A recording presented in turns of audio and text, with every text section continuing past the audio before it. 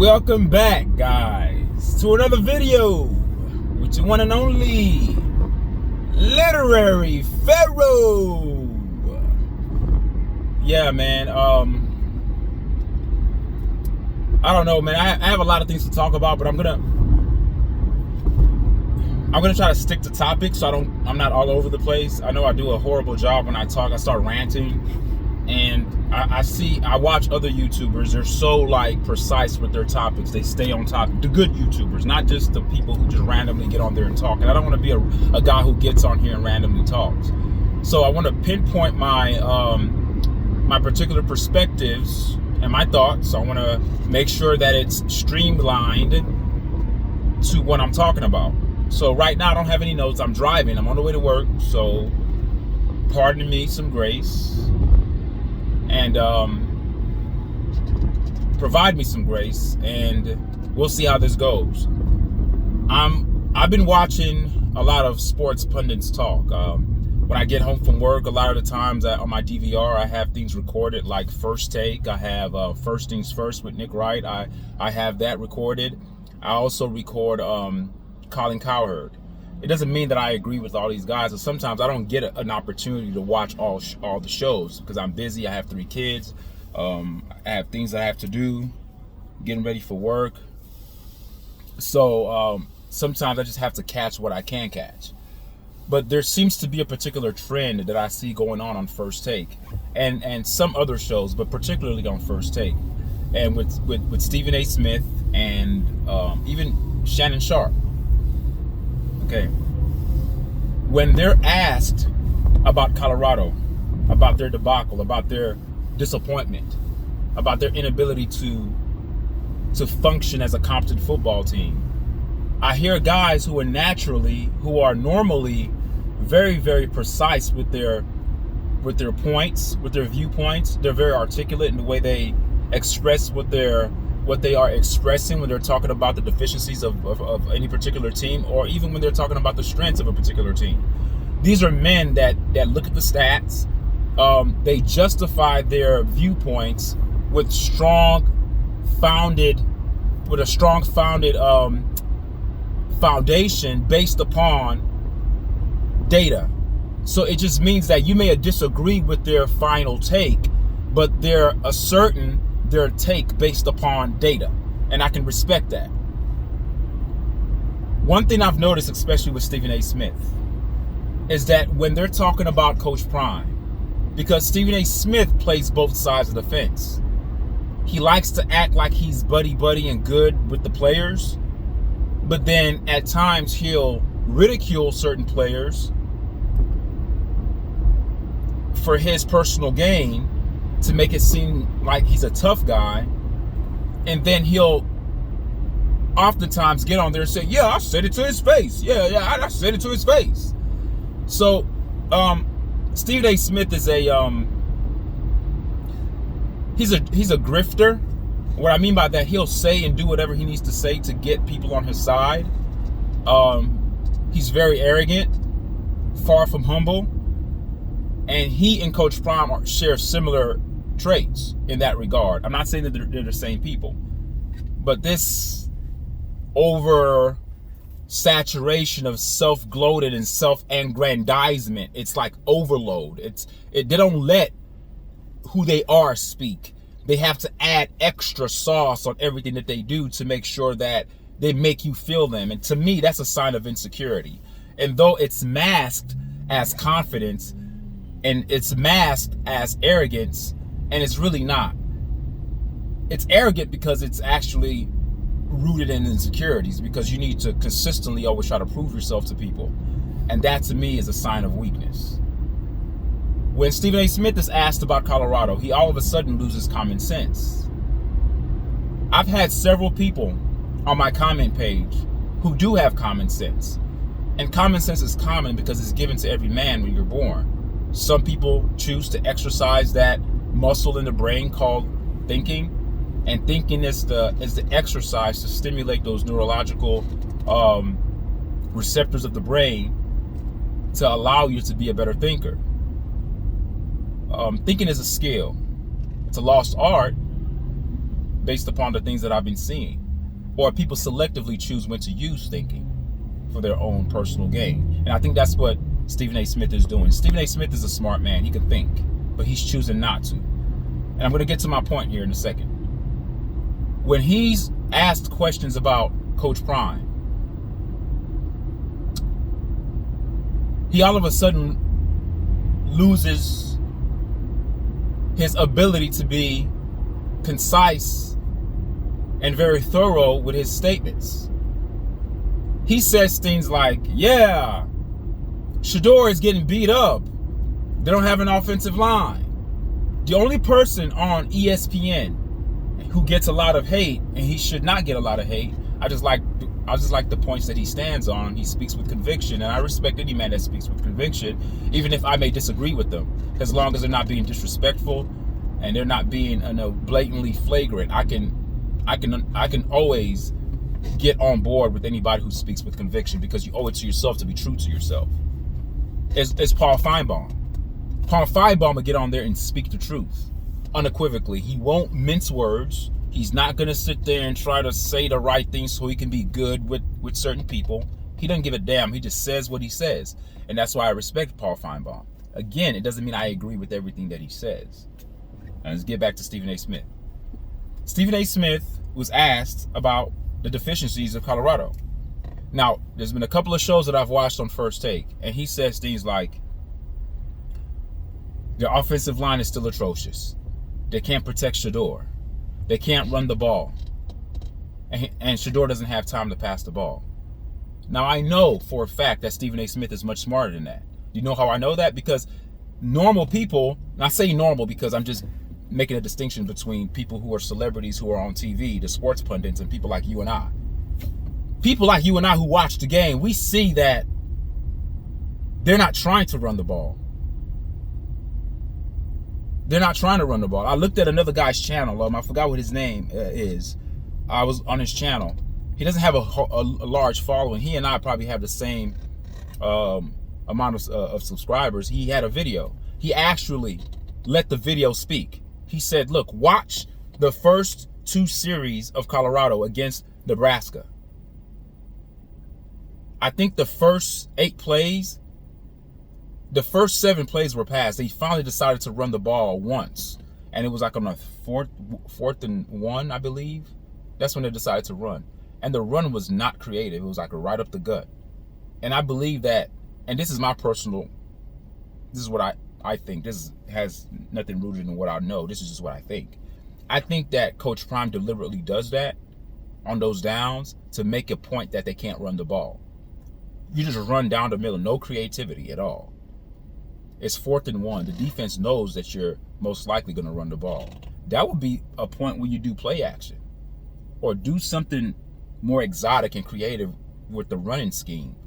Just don't run it up the gut when a team knows that's where you're going to go most likely if you do run the ball. I think he does that. I think Coach Prime does that intentionally. So when they don't get the first down, it's like, hey, see, we can't run the ball. So anyway, getting back to Stephen A. Smith. So he gets on there. He says they can't run the ball. That's not true.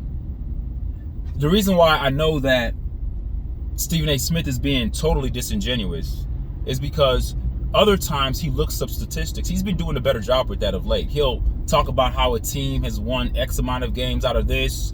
He likes to pull on the data to make his arguments much more profound and much more potent and strong, to solidify himself as a true sports pundit that actually looks at data to make his argument,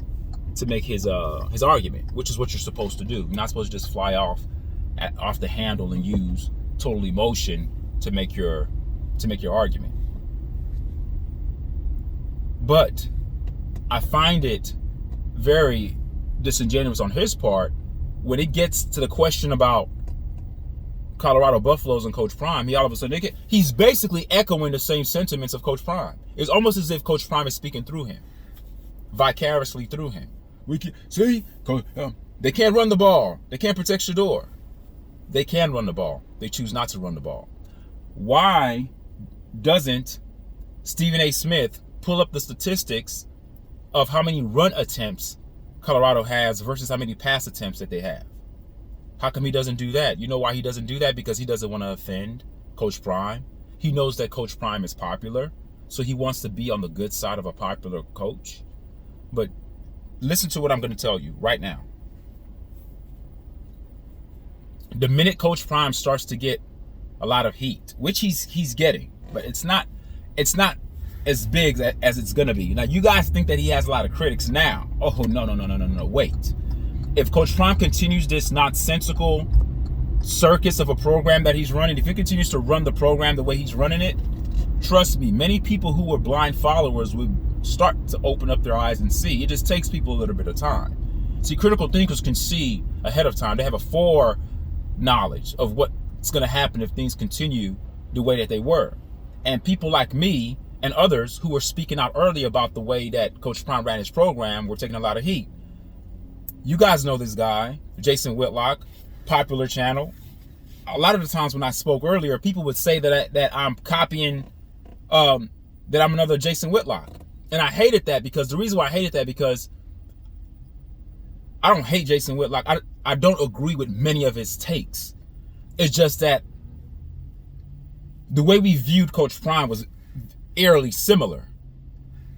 And sometimes before I would get on YouTube, I would say, man, I don't want to even say this because I sound like I'm agreeing with Jason Whitlock. I don't want to agree with him. But damn, I have to speak my truth though, because if I get on YouTube and start talking about things that I truly don't believe in, then I can't even function that way. My cells, my body won't even allow me to do that. I can't get on here and tell you things that, for instance, if I truly believe that Coach Prime was running a horrible program, but just not to agree with Jason Whitlock, and I got on here and said that he's running a great program, that wouldn't sit well with me. I could even do a video. I wouldn't be able to upload that video because the universe wouldn't respect me. I believe that being true to yourself makes everything align. And even though people don't agree with you, you owe it to yourself, and you owe it to your own body, you owe it to your own psychology to always speak the truth of how you know it. Now, if you get further information to make you pivot off of what you said before, that's fine. But in real time, you speak what you feel based upon what you see and based upon the way you perceive the facts that are right in front of you. Stephen A. Smith is not that. He rides the bandwagon. He goes with the ebb and flow of whatever is popular. Right now, he wants to be on the good side of Coach Prime. Let's talk about Shannon Sharp. Shannon Sharp knows the freaking truth. He knows the truth. He knows good and well that they're not running the ball. I haven't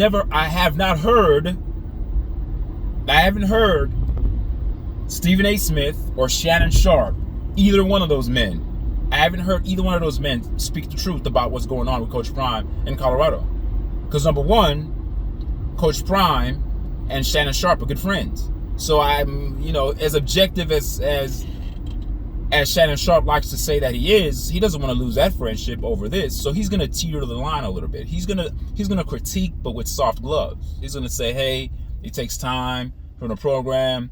They got to do better.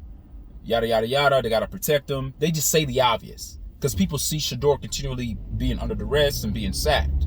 But there's a science behind that. There's a reason. When I say there's a science behind it, it means that there's a cause to every effect. There's a reason to the effect. It's not that he just doesn't have time. What kind of plays are you calling? What's your motive behind the plays? Is your motive to pad stats? Is your motive to showcase your son and Travis Hunter alone?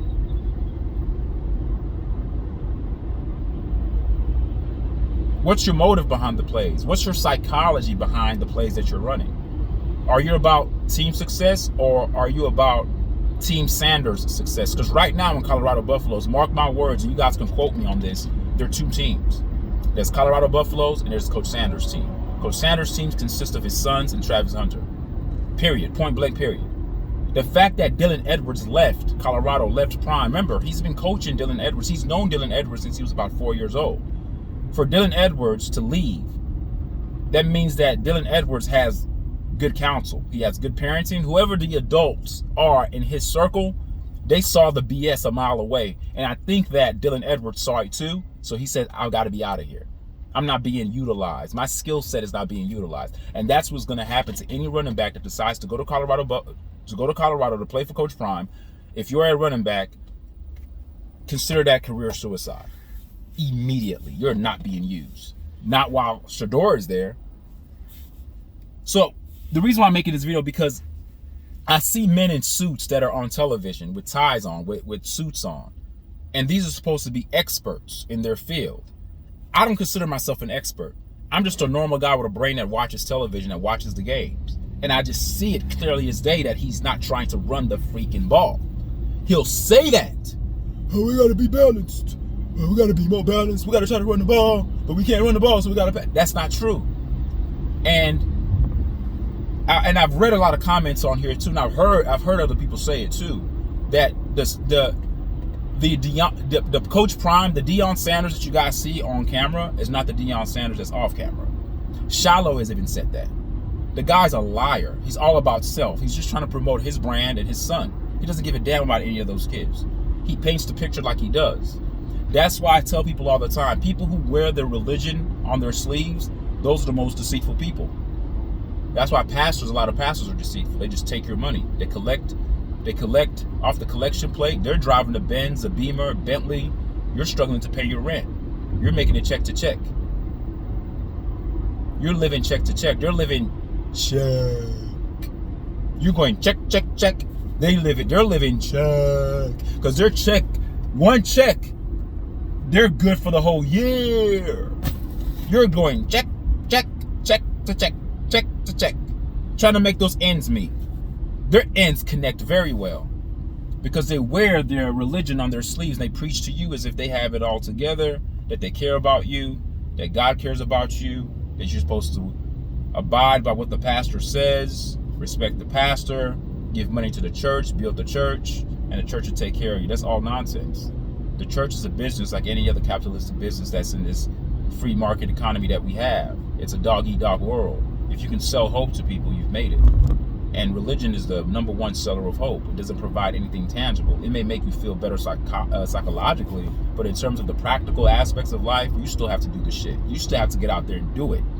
It's not some supernatural being that's gonna, oh, I'm gonna help you. It's not some puppeteer with a string that's pulling the strings. You have to be the own God of your own damn life.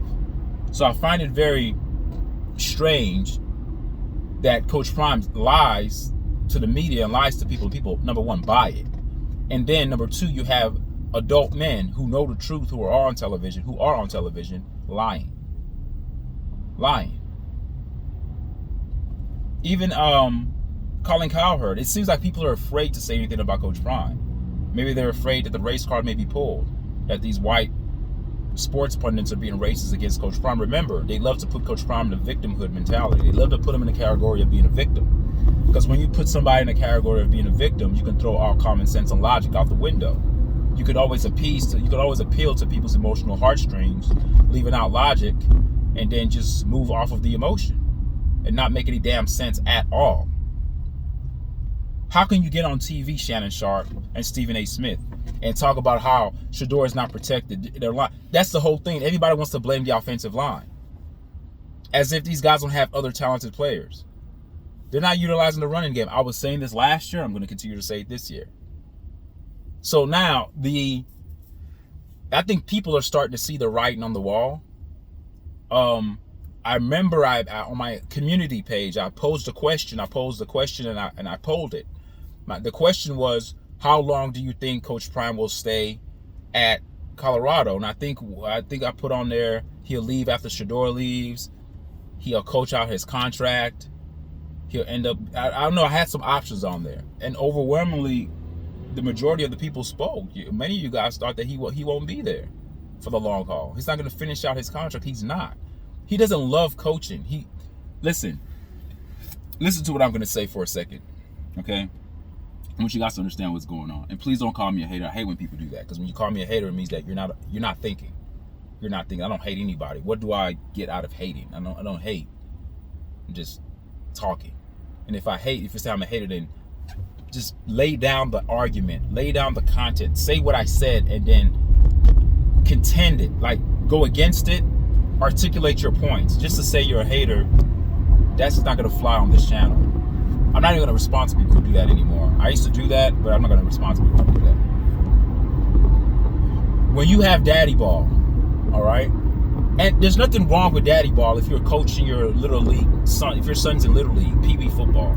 You encourage your son, you clap, because it's pee-wee. You know, you want to teach them the ability to be disciplined. You want to teach them the skill of hard work, the skill of teamwork, the skill of being, you know, abiding by authority, being compliant, being where you're supposed to be, knowing how to work together, group, association. All those things matter when you're doing daddy ball and you're coaching your little pee-wee, your son in the pee-wee league. That's great. You can do that. Okay? But when you get to the collegiate level and you're coaching Power 5 conference football, you cannot apply the perspectives of daddy ball and implement that in Power 5 conference football as a coach to your son. It's not going to work. You're going to cause an inevitable divide on your football team. And even though you may talk a good game on camera and talk about how you guys need to be a team, you can bring all the motivational speakers in the world that you want to bring to that university to talk to those players. Words don't mean shit. Excuse my French. Words don't mean anything. Your actions, you guys know this. Actions always speak much louder than words. The act on the football field, the product that's put out on the football field says that I'm looking out for my son. You guys are just collateral damage. I'm using you guys as an accentuating agent. I'm using you guys as an accentuating factor to elevate my son. So I'm going to try my best to get a bunch of mercenaries through the portal, get them all on this team to make sure that we have a good offensive line that can block for 10 seconds for my son to sit there and pass the ball, to throw long bombs down the field, to elevate, to bloviate his statistics. So when it comes time for the draft, he gets drafted number 1, or he gets drafted in the first round. Or even better, he wins the Heisman and gets drafted in the first round and is the number 1 pick. That's Coach Prime's agenda. That's his MO. He's not going to say that on camera. He's going to play I care about the students. Life is bigger than just football. I want these guys to be great men after football. That's good. And the reason why he also preaches that, I want you guys to think about this, is because he knows deep down in his heart of hearts that he's sabotaging many of those men. Many of those young athletes will not go to the NFL, which is true, whether or not Coach Prime was their coach or not. But he's really not giving those kids a chance. Number 7, the running back, Dalen Howard, or whatever his name is, he should be the starter, not Overhendall, whatever his name is, not the guy that's being featured. The number 1 back should be the number 7. He's being sabotaged. So how can NFL scouts see his talents if, number 1, Coach Prime is not using him? Okay? So, Coach Prime, Stephen A. Smith, Shannon Sharp, they're all on the same page. It seems like they all get on the phone and they all talk to each other. I'm not saying they do this, but that's what it seems like. It seems like they all echo the same thing. No one is saying the obvious. And I'm like, really, Stephen A. Smith? They can't run the ball?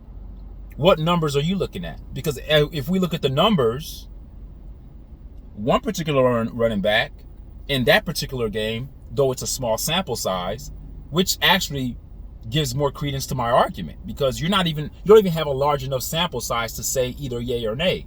You're just making an overall assertion, Coach Prime and Stephen A. Smith, that, hey, they can't run the ball. Based off what? Every time you guys talk, you guys always talk from a foundation of statistics. But all of a sudden, when you guys talk about Coach Prime, statistics don't matter. It's null and void. It's absent in the mind. It's just, let's just say what everybody else is saying. Oh, as a matter of fact, we're just going to say what Coach Prime is saying. They can't run the ball. Really? Really? We saw all last year what they were about. Even when they had the large lead against Stanford, they came out in the second half throwing the ball with a large lead, blowing out Stanford, and lost the game because of nonsense. Because Coach Prime is about elevating those statistics. It's not about the team, guys. And if you can't see that, then you're blind. You're willfully blind. You're not blind by mistake. You are willfully. You're willing yourself to that blindness because you don't want to accept the truth that's right in front of you. You don't want to do that. It's much easier just to be blind and just believe everything Coach Prime says they're going to be a horrible team this year. And somebody said this, that they saw them on one of my videos. I read the comments, because I don't get many comments, so I do actually read the comments because I have time to do it, because I don't get a lot of messages. And the guy said something to the effect that he sees Colorado winning 2 or 3 games this year. And I sat back and thought about it. I'm like, damn.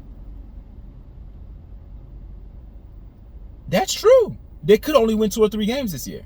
Now you say, oh, no. Think about it for a second. Look at their schedule. The team that they were supposed to blow out, they barely eked out a win. North Dakota State. The team that was somewhat competent, Nebraska, blew them out the water.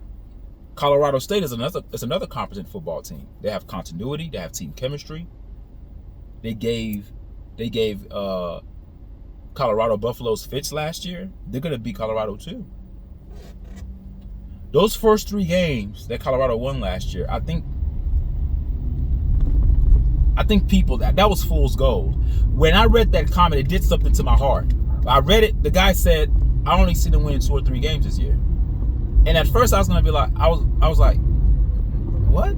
Like, that doesn't make. But I thought about it. I'm like, hold on. The first 3 games that they won last year is because no one had tape on them. And someone else made a comment reflecting that sentiment about how when Colorado first came out last year with Coach Fry, no one knew what they were about. I think people thought that Colorado was going to be a balanced team, and I think their quick passing offense caught teams off guard because no one really had tape on them. Once people start to figure out their tendencies, actually there's nothing to figure out. It's pretty obvious. They're going to throw the ball 90% of the time. Once teams start to figure that out, you're like, hell, just forget defensive schemes. Just bull rush the quarterback. They're passing off all the time. The offensive line is not that good, but it's not horrible either. You make the offensive line look horrible. I said this before and I'll say it again. You make your offensive line look bad, Coach Prime, when you put them in a position where the defense knows exactly what you're going to do, Coach Prime. When you become predictable on offense, you compromise the integrity of your offensive line because the defense knows exactly what you're going to do. This is an offensive line that's not already as strong as they need to be. And even if they were as strong as they need to be, you still are putting them in a compromising state. Because when you become predictable, the defense can do what they want to do because they know what you're going to do.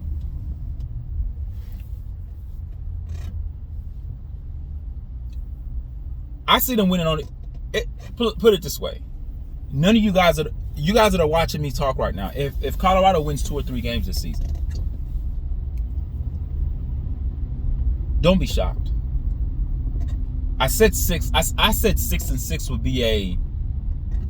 would be a successful season because I'm all about organic growth. I don't think that you could just come in as a second year coach and all of a sudden just start dominating immediately. I think that when a team is progressively in an incremental fashion or getting better slowly, that's credible growth. That's real growth. That's growth that's not, no one grows that way. Even in life, plants, people, things grow slowly. And the slower they grow, you know that the foundation of that program is being built. The culture is being cemented and solidified and being constructed in a way where it's like the pillar of that community, right? It's being built brick by brick, and it takes time. But once that building is built, once Rome is built, once it's like, blah, that's when you become a dominant program. When Nick Saban did it, he didn't just come there just all of a sudden dominating. It took time. When he became dominant, Alabama was like a well-oiled machine. Every year, you knew for a fact they were going to be contending for national championships. Even though they didn't win them all, they won a lot. It took time to get there. So I looked at Colorado. I said, those guys won 4 games last year. So I said, you know what? Logically speaking, if they can win 2 more games this year, that'll be a 2-game win improvement in the win column, making them 6-6. A lot of people may look at that as a disappointment, but I look at that as a successful season because they improved. And the games they lost, I would have to look at the games that they lost. Now, let me remind you guys, I made my prediction making the assumption that this year Prime would be more balanced. Prime would run a team that runs off of the skill set of his team. Meaning that if you have good running backs, you use your running backs. If you have certain positions on the O-line that are weak, you and Pat Schumer get together and devise running schemes that accentuates, that builds upon the strength of the offensive line. I don't think the offensive line is as bad as everyone says it is, because last year you guys said they were bad. They got rid of all those. They got new ones. And based upon what I read over the offseason, look back at my videos, every guy that they got coming was allegedly better. Number one, they were ranked better than the offensive linemen that they had the first year. Number two, they had more experience. Their statistics were better in terms of their protection rate. So don't give me this, let me not curse. Don't give me this nonsense about, oh, the offensive line is bad. They're improved. They're better. Statistically, in terms of their production on paper, they are better. As a matter of fact, if you even go back at their high school rankings, these players that came through the transfer portal from other teams, they were always better than the offensive linemen that Coach Prime had the first year. So, logically speaking, not what you see on the football field, on paper, and on what the evidence says, what the data says. Now, you can't just say, for instance, a guy a guy that's on the bench is a better basketball player than LeBron James. You can't say that because the evidence shows that he's not. Well, in this case, the evidence, and I'm using that basketball analogy for an example so you guys can connect the dots here. The evidence shows that the offensive line that Colorado has this year is better, much improved than the offensive line of last year. How much improved? So much improved that the stats say it. It's distinctively better. It's not by a small margin. It's by a huge margin. Now, does that mean that just because you're better, that Shador is never going to be sacked ever in his life? That doesn't mean that. You have teams that have great offensive line play, and still defenses can run schemes to still get at your quarterback. It's called football. You do have teams that are trying to get at your quarterback. I mean, that's part of the game. And sometimes teams get fortunate, they do get to your quarterback, regardless of how good your offensive line is. But if you have an improved offensive line and teams have tape of all that you did last year, they're like, you know what? They do the same thing. Your offensive line means nothing. You've compromised your offensive line, Coach Prime.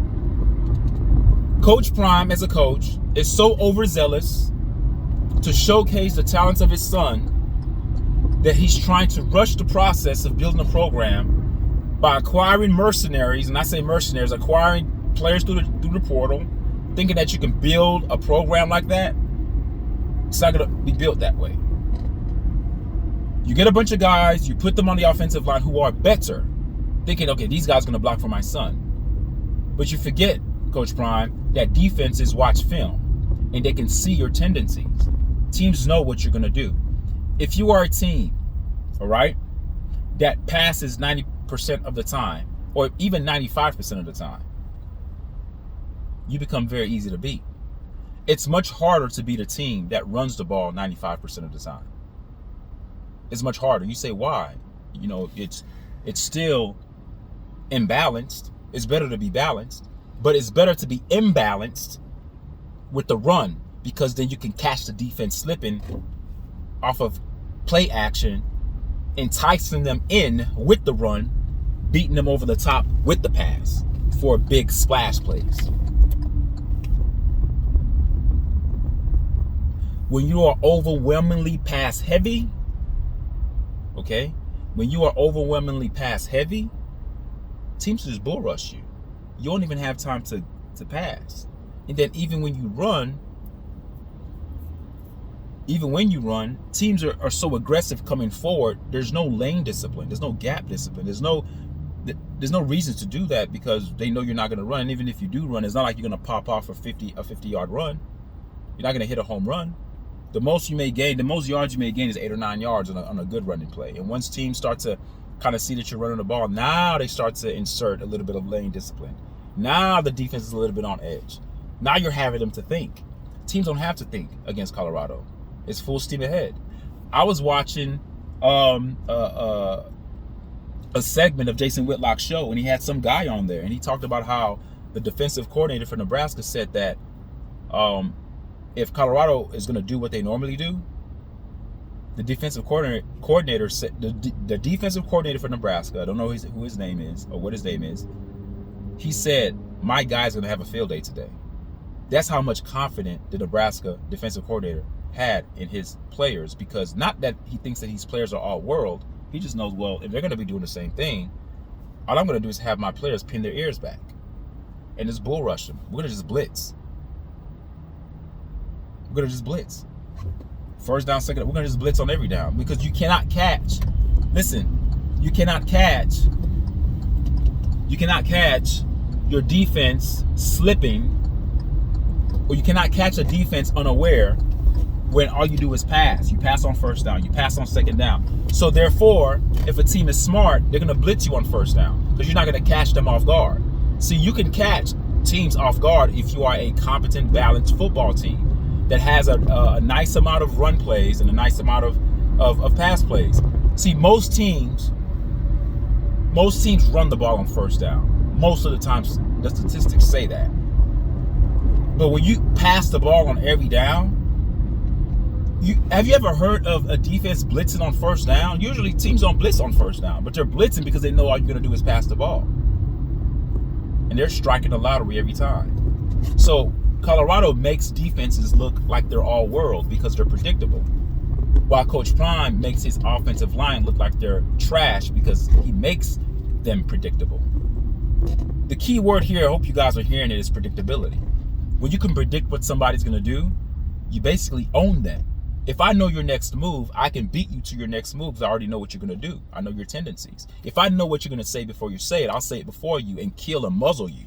Now you no longer have speech. Now you no longer can say anything, because I said what you were going to say. Now you're hush mouth. So I just find it very, very strange that men who get on television, who usually speak from a foundation of stats, all of a sudden they just discard the stats when it comes to Coach Prime, and they say they can't run the ball. Based off what? What the F are you looking at to make that statement? You lose credibility. That's why a lot of sports pundits, that's why a lot of people are getting turned off to ESPN. You guys get on there, you're not speaking truth. Shannon Sharp probably has the hardest job, because I've seen Shannon Sharp rip coaches to pieces off of their incompetence. Right now, there's no coach in America that's as incompetent as Coach Prime in terms of his daddy ball philosophy. Take Shador away. Let's just say Coach Prime was just coaching a team without his sons. Coach Prime has sense. Coach Prime would not be passing the ball that much. It's his son. Remember, he's been coaching his son since he was in Pee Wee football. He has a vision, he has a dream for his son to be in the NFL. Why can't you guys see that? And when people say that, you hate it, man. No one's hating. It's the fact. And why you know it's factual? Because you see the product out on the football field. You see the overwhelming consistency and the overwhelming urge to consistently pass the ball on every freaking down. And let's talk about Travis Hunter, how Travis Hunter is being used. It looks good. Playing both sides, playing every play. We've never seen anything like this before. You know what I'm starting to think, guys? I don't know, man. I don't know if it hurts me to say this, and I don't know Coach Prime personally, but I can know about a man based upon the kind of decisions that he makes. I'm starting to lean on the side that this Coach Prime guy is not a good man.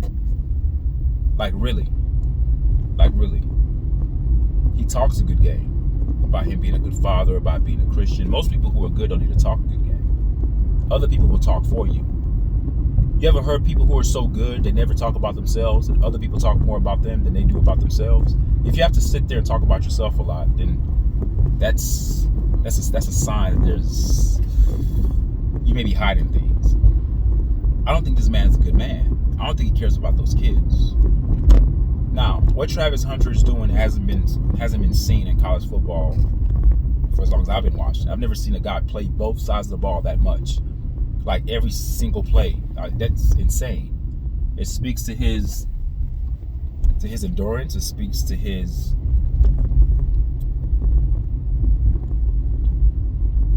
ability to just not get tired. Like, how do you? And on every play, he's giving it his all. I remember when Travis Hunter got hurt, right? I remember when he got hurt, and Coach Brown was like, "Yo, he wants to come back and play, but I got to protect him from himself. I got to make sure he heals." That's all smoke and mirrors. Like, right now, I didn't even plan on talking about this. And sorry, guys, I know here I go again, going off topic. I was talking about Shannon Sharp and Stephen A. Smith. Now here I am delving deeper into something else. But I just had an epiphany right now while driving to work. I don't think he cares for those guys. He says things on camera to conceal his hand. When Travis Hunter last year had the little rib injury, when the Colorado State guy kind of hit him out of bounds, a late hit, and Travis Hunter missed several games, and Coach Prime he had a text showing that Travis Hunter wanted to come back, and Coach Prime was like, "No, I'm not gonna let him come back. I save him from himself," and yada yada yada. Coach Prime, if you were truly trying to save Travis Hunter from himself, you would not be allowing this young man, to exhaust himself.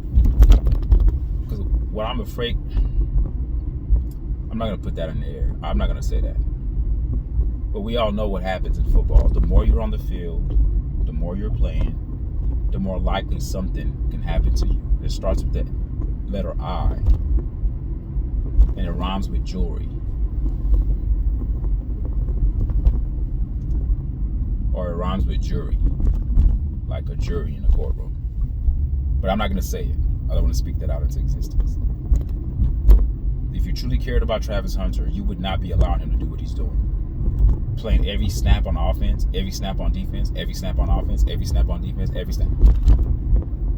You're wearing that boy out. You and Shador last year, when he continually kept getting hit, Coach Rob's stubbornness, he kept passing the damn ball. His son going in, getting morphine injections, whatever injections, painkiller injections, just to come back out. While games were totally out of reach, he still puts his son back in the game to take more of a beating because he has to do what he can to make sure that those stats are padded, so his son could come out looking like a great quarterback. It's all an agenda, and I don't think Coach Prime cares about those kids as much as he makes you guys believe that he cares about those kids. Coach Prime cares about himself, and I never wanted to say this, and I feel bad saying it, but I have to call it as I see it. He didn't care about those kids like that. He doesn't. He doesn't care about those kids like that. He doesn't care about them. So yeah, that's my take. Stephen A. Smith, Shannon Sharp, you should be ashamed of yourself for not calling it like you see it, because we need men like y'all on television to call it like you guys see it so people can start seeing the truth. Stop saying that they can't run the ball. They're not running the ball. Yeah, they can't run the ball because they're choosing not to. Even if you're not getting significant gains with the run play, you still have to keep the defense honest to a certain degree. If you abandon the run, then the same thing's going to continue to happen. The comment about them winning about 2 or 3 games is very, very plausible. Because look at their schedule. What team on there cannot beat them? If they almost lost to North Dakota State, they got blown out by Nebraska. You think they're going to just come in and beat Colorado State? We'll see. We'll see. And if the season goes downhill after this year, I don't see Coach Prime coming back. I don't see it. Leave a comment, guys. Tell me what you guys think. I'm here at work, and we'll talk again. Peace.